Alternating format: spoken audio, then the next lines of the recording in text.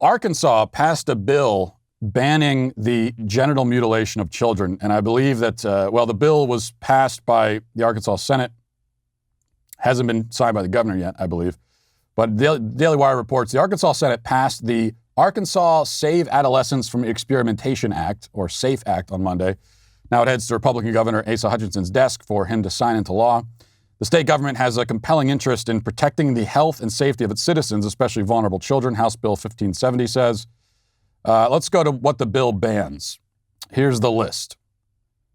The bill bans a physician or other healthcare professional from providing gender transition procedures to any individual under 18 years of age. Okay. A physician or other healthcare professional from referring any individual under 18 years of age to any healthcare professional for gender transition procedures. It also bans public funds from being directly or indirectly used, granted, paid, or distributed to any entity, organization, or individual that provides gender transition procedures to any individual under 18 years of age. There's a little more to it than that, but that's the basic thing there. It is specifically about protecting kids under 18, minors, from having these things done to them that cannot be fully reversed and that they cannot consent to because they're minors. And supposedly, we all agree in most other contexts that minors cannot consent. They don't have the full capacity to consent because they don't. Their brains are not fully developed yet. Their brains will not be fully developed, especially the parts of their brain that are involved in discernment, involved in long-term thinking and planning. Those parts of their brain won't be fully developed until 25, so they're far away from that. Which means it's incoherent to say, oh, well, we want to do this procedure on this 16-year-old because this is what they want and it's best for them. That's incoherent. They don't really know what they want, and they have no idea what's best for them. They can't choose it. In effect, if you are doing a procedure, to use the euphemistic phrase, if you're doing a procedure, if you are mutilating the genitals of a 16-year-old, you are doing it against their will, period. Because they cannot choose it. It's the same thing we would say if there was a 40-year-old man having sex with a 16-year-old child, we would say that was against that child's will. Even if they verbally consented, it's against their will because they cannot actually consent. They cannot psychologically consent to this.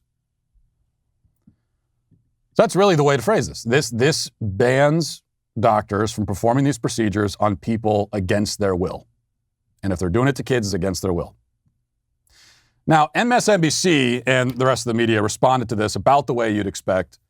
But I thought this segment it almost managed to stand out for how incredibly dishonest and misleading it was. Let's listen. Arkansas Governor Asa Hutchinson has already signed a law banning women and girls from competing on sports teams consistent with their gender identity. Now, the state legislature has sent another anti-trans bill to his desk, one that would ban minors from receiving gender-affirming health care.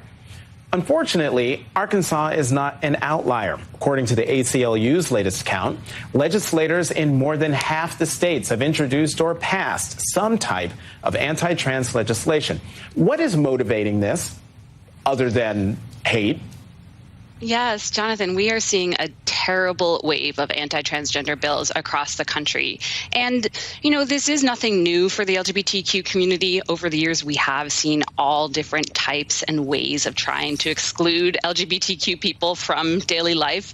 But these attacks are particularly egregious. We're seeing attacks on young people, on their ability to participate in school sports, and we're seeing attacks on the ability to access life-saving gender-affirming health care. And so the nastiness and the message from all of these is we do not want you here. We do not want trans youth in our schools. We do not include you, and we wish to keep you out of our daily life. So terrible. ACLU Trans Justice Campaign Strategist. I cannot think of a more useless collection of words. Is there a more useless title than that? The whole thing is what they're talking about, again, what they're defending here is the genital mutilation of children and the chemical castration of children, because those are kinds of drugs that they're using on these kids, chemically castrating them. These are bills that ban the chemical castration of children, and what you have there are leftists on a major media outlet openly defending it. Defending it, here's the thing, defending it not as, they're not approaching this as though they're defending a very controversial stance, okay? They're defending it like this is obvious.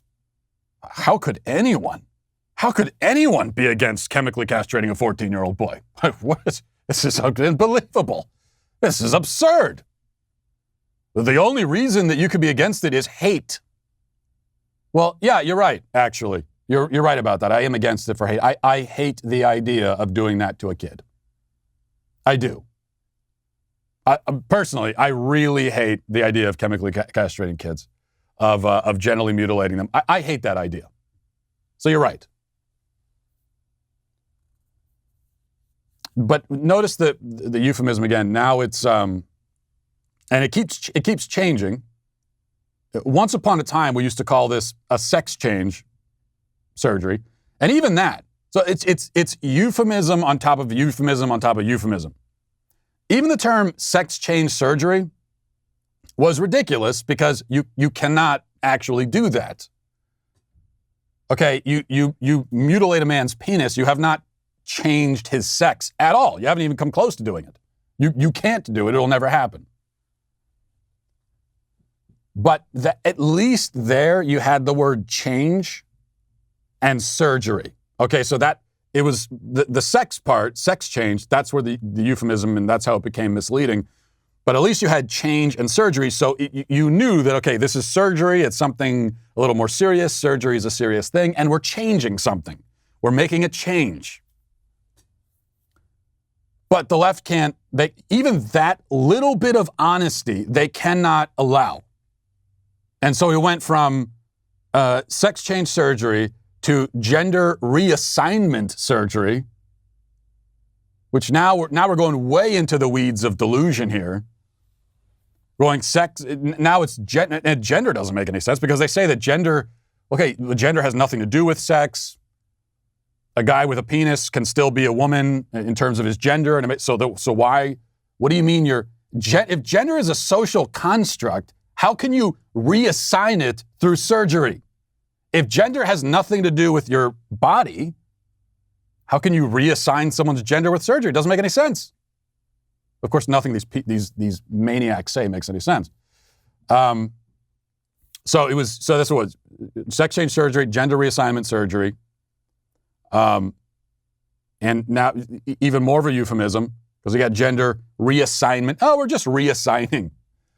As if it was assigned to begin with. Because that's what the doctors do, right? They just assign. All they do is they look at the baby and they come up with a label, like slapping a sticker on it, assigning it. But then that was too honest. And so now we're at gender affirmation healthcare. We're not changing. We're not changing anything. We're affirming. By chemically castrating a 14-year-old, we're affirming something. Affirming him in his confusion? I suppose so, yeah. And it's healthcare. I mean, you're using the healthcare now, you're using these drugs off-label. These drugs were not made or developed to be used by physically healthy kids. Euphemism on top of euphemism on top of euphemism. That's how they get away with this. That's how they change, they change public perception. And it's quite brilliant. It's quite evil, quite twisted, but it's quite brilliant on top of it. They're constantly changing the language. They can never let it be. Because once people start to realize and they get wise to the game, then the left says, okay, we got to change the language again. They're innovators. It's a process of innovation. Now, it's innovation in order to deceive. It's innovation for the sake of deception, but it's innovation.